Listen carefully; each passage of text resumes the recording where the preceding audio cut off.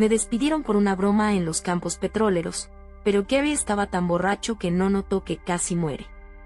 Me despidieron por hacer una broma que casi mata a mi jefe. Pero lo que pasó después cambió completamente mi vida en la empresa. Porque cuando se enteró el dueño de lo que realmente pasó, no solo me rehirió, me hizo una leyenda. Volvamos a 2002. Tengo 18 años, acabo de salir de la secundaria, y consigo lo que parecía ser el trabajo de mi vida en los campos petroleros de Alberta. Estamos hablando de $20 la hora sin experiencia requerida, cuando el salario mínimo apenas rondaba los $6. El trabajo en sí no es tan malo. Hago pruebas de pozo, que significa conectar tanques de presión y chimeneas a pozos de petróleo y gas recién perforados, hacerlos fluir y recopilar datos. Es físicamente exigente armar y desmantelar todo, pero una vez que está andando, es principalmente registrar medidores e introducir números en la computadora. No está nada mal para mi primer trabajo de verdad. Excepto por Gary. Miren, en este trabajo pasás en medio de la nada con una sola persona más. Ya sea una cuadrilla de 2 con turnos de 12 horas, o de 4 en rotación de 24. En mi turno somos solo yo y un supervisor. Y ese supervisor es un tipo de mediados de los 50 llamado Gary. Gary es un alcohólico de mal corazón que pesa alrededor de 135 kilos y tiene toda la motivación de un oso sedado. Me ayudaba con las cosas realmente pesadas, cuando movemos esas tuberías de 125 kilos, pero aparte de eso, prácticamente vivía en el tráiler. Viendo DVDs, durmiendo siestas. Yo hacía el trabajo real mientras él bebía todas las noches y dormía en los viajes. Y cuando no hacía eso, se burlaba de mí. Hacía chistes.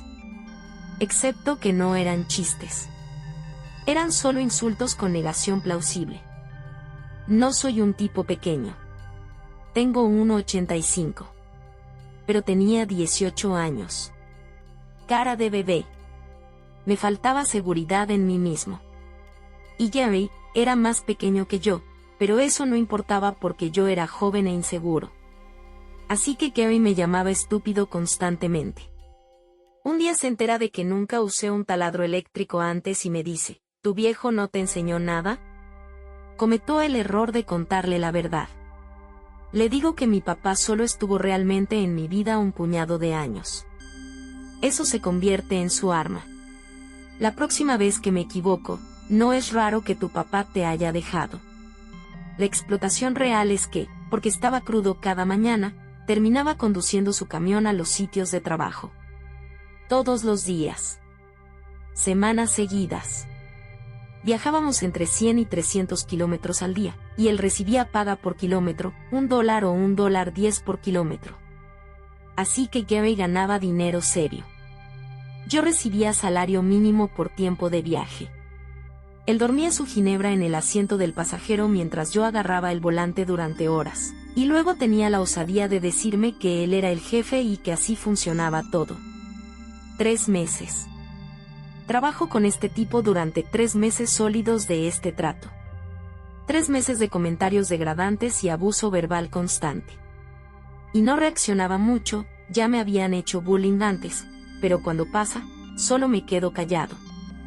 Me desaparezco dentro de mí mismo.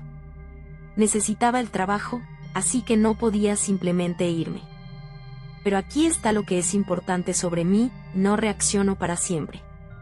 Todos tenemos un límite. Una noche estamos fuera de la ciudad en un trabajo, cenando en un restaurante, y saco un tema. Le digo a Gary que es medio patético que duerma todo el viaje mientras yo hago todo el trabajo y él recibe paga por eso. Le sugiero, bastante suavemente, que tal vez debería pasarme unos pesos por el esfuerzo. Él no lo toma bien. Para nada. Algo en él simplemente se quiebra. Se desmorona completamente. Más abuso verbal, más insultos, y me afecta. Me enojo. Realmente me pongo a llorar. Y luego me amenaza el trabajo. Me dice que puede lograr que me despidan si quiere. Y en ese momento, todo cambia. 3 meses de que me llamara estúpido. 3 meses de que usara a mi papá como arma. 3 meses de conducir mientras él ganaba dinero. ¿Y ahora me amenaza con quitarme incluso eso? Algo en mí simplemente se voltea. Toda mi paciencia, todo mi autocontrol, simplemente se evapora. La rabia que he estado tragando me vuelve ardiente y filosa, y me doy cuenta de algo cristalino. Este tipo merece sentir lo que me ha hecho sentir. Merece ser humillado como me humilló a mí. Y por primera vez desde que empecé este trabajo, dejo de pensar en apenas sobrevivir. Empiezo a pensar en hacerlo pagar. Decido en ese momento, voy a tener mi oportunidad. Y voy a hacerla contar. Esa noche no duermo. Manejo de vuelta a la ciudad con Gary inconsciente a mi lado, y mi mente no para de trabajar. Pienso en todo lo que he tragado. Pienso en sus risotadas. Pienso en su amenaza. Y pienso en lo que voy a hacer. ¿Saben qué es lo peligroso de quedarse callado durante 3 meses? Que cuando finalmente explotas, lo haces con intención. Porque tengo todo el tiempo del mundo para planificar esto. Y mientras manejamos esa noche, un plan perfecto comienza a tomar forma. Algo que lo asuste. Algo que lo humille. Algo que le haga sentir lo que es perder el control. A la mañana siguiente, estamos de camino al sitio de trabajo. Gary está en su coma habitual, durmiendo profundamente en el asiento del pasajero, como siempre. Yo tengo los nervios a flor de piel, pero tengo el plan listo. Estamos bajando por la autopista, a unos 48 kilómetros de la ubicación, cuando lo veo. Un camión semi. Grande. Hermoso. Metido en una pequeña parada de descanso al costado de la carretera. Motor funcionando. El camionero afuera de su camión, fumando. Y en ese segundo, todo cristaliza. Miren, Gary siempre necesita que lo despierten de forma agresiva. No se despierta con ruidos normales. Así que sé exactamente qué va a pasar. Reduzco la velocidad y me meto en la parada de descanso. Maniobro el camión de Gary para que quedemos casi parachoques con ese Peterbilt. Gary ni se mueve. Me bajo y camino hacia el camionero. Le explico exactamente qué estoy pensando, le cuento todo. Y este tipo, les juro que fue puesto en la tierra para este exacto momento, me mira, sonríe, y asiente al instante. Se sube a su cabina sin hacer preguntas. Vuelvo al camión de Gary. Sigo durmiendo. No tiene idea de lo que está a punto de pasar. Enciendo el faro en el camión de Gary. El camionero lo ve desde su espejo. Me hace un gesto. Y entonces sucede. Ese camionero activa su bocina de aire, la gran bocina neumática de esos camiones, el tipo de sonido que es puro terror existencial. Ensordecedor. Al mismo tiempo, estoy tocando la bocina del camión de Gary a toda potencia y estoy gritando, a todo pulmón, boludo. ¡Nos vamos a matar! Gritos desgarradores. Histéricos. El ruido es apocalíptico. Es como si el fin del mundo estuviera sucediendo en ese lado exacto de la autopista. Gary se despierta. Literal. Se golpea la cabeza contra el techo del camión. Se lanza con tanta fuerza, tan rápido, que lo que sucede en su cuerpo en ese exacto momento, vamos a dejarlo así, probablemente sus intestinos le deben favores al resto de su vida natural. Está aullando. Está emitiendo sonidos que no sabía que los humanos podían hacer. Son gritos puros, primitivos, de alguien que cree que se muere. Estoy tratando muy fuerte de no perderme la compostura. De no reírme. Pero es imposible. Y luego Gary comienza a escupir amenazas de muerte, excepto que ni siquiera puede formar las palabras porque está en puro shock. Sus manos están agarrando lo que sea que pueda agarrar.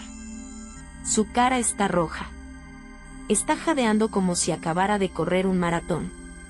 Invierto el camión. Salgo disparado de la parada de descanso. Le hago un gesto al camionero mientras me voy, ese tipo se está riendo en su cabina. Me alejo unos 10 metros cuando finalmente, Finalmente, Gary recupera la suficiente capacidad mental para decirme algo. Algo importante. «Me vas a matar», grita, «tengo la presión alta. Podría haberme matado». Estoy conduciendo, intentando mantener los ojos en la carretera, y no puedo dejar de reír. Es una risa que viene desde un lugar profundo. Desde los 3 meses de rabia silenciosa. Y cuando logro calmarme un poco, le digo lo único que necesitaba decir: ¿no puedes tomar un chiste? Eso lo destroza. Gary pierde completamente la cabeza. Está haciendo amenazas incompletas de muerte porque también está intentando evitar tener un ataque cardíaco. La lucha es real. Está peleando simultáneamente entre el deseo de matarme y el miedo de tener un infarto por rabia. Es un baile. Estoy riendo tan fuerte que estoy llorando. Una hiena. Una hiena absoluta en ese asiento del conductor. Cada vez que Gary dice algo, cada vez que intenta hacer una amenaza, solo río más fuerte. Su roja cara. Sus puños apretados. Su voz temblando. ¿No crees que deberías calmarte?, le pregunto, inocente como un ángel. Eso lo empeora. Lo empeora todo. Ahora está entre elegir si respirar o amenazarme. Me toma 20 minutos llegar al sitio de trabajo. 20 minutos de puro teatro. Estoy preguntándole si siempre es ese color rojo. Si se siente bien. Si necesita agua. Y él está ahí, balbuceando, haciendo amenazas, intentando decidir si está teniendo un accidente cerebrovascular o un infarto puro y simple por rabia. Cuando llegamos a la ubicación, Gary me ordena que me baje del camión. Me dice que estoy despedido. Punto. Sin discusión. Me ordena que me baje y se va a toda prisa, para llamar al dueño de la empresa, probablemente para llamar a la policía. Estoy ahí sentado, fumando cigarrillos sin parar, sonriendo intermitentemente. Saboreando lo que definitivamente es una victoria, aunque sea pírrica. Porque sé que esto probablemente acaba mi trabajo aquí. Lo hice. Finalmente exploté. Y fue hermoso. Pero aquí es donde se pone realmente interesante. 4 horas. Me toma 4 horas que el dueño de la empresa llegue. 4 horas de incertidumbre total. De estar sentado ahí, esperando. Fumando. Y cuando llega, obtengo la historia completa de lo que Gary le contó. Gary quería involucrar a la policía. Estaba listo para presentar cargos por intento de homicidio. El jefe tuvo que convencerlo de que bajara de eso. Gary le contó una historia que hacía sonar como si yo fuera literalmente Satán en persona, como si hubiera cometido algún tipo de crimen cardinal contra la humanidad. Así que en el viaje de vuelta a la ciudad, le cuento al jefe mi versión. Le cuento todo: los 3 meses de abuso verbal, los insultos sobre mi papá, hacerme conducir mientras él dormía y recibía paga, las amenazas. Lo pongo todo sobre la mesa. No oculto nada. Y estoy preparado para perder este trabajo. He hecho las paces con eso. Pasé 3 meses tragándome insultos para poder comprarme cosas. Fue un precio que pagué. Y ahora está a punto de cobrarme. ¿Y saben qué hace el jefe? Se ríe. Realmente se ríe en voz alta. Una risa genuina. Le parece genuinamente divertido. Este tipo es el gerente general. Maneja alrededor de 100 empleados. Y piensa que lo que hice es lo más hilariante que ha escuchado en años. Espera a que se corra la voz, me dice, casi sin poder hablar de la risa. No solo eso, no me despide. El jefe me transfiere. Me pasa a una cuadrilla diferente. Una cuadrilla donde ya no trabajo bajo Gary. Trabajo para la empresa hasta que vuelvo a la escuela. Y no solo eso, obtengo crédito serio con los otros tipos. La historia se esparce por toda la empresa. Y de alguna forma, en lugar de ser el tipo que fue despedido por hacer una broma, me convierto en el tipo que le hizo una broma al matón. En el tipo que finalmente le devolvió lo suyo. A veces, La única forma de lidiar con un matón es darle exactamente lo que se merece. Y lo importante es estar listo cuando llegue el momento.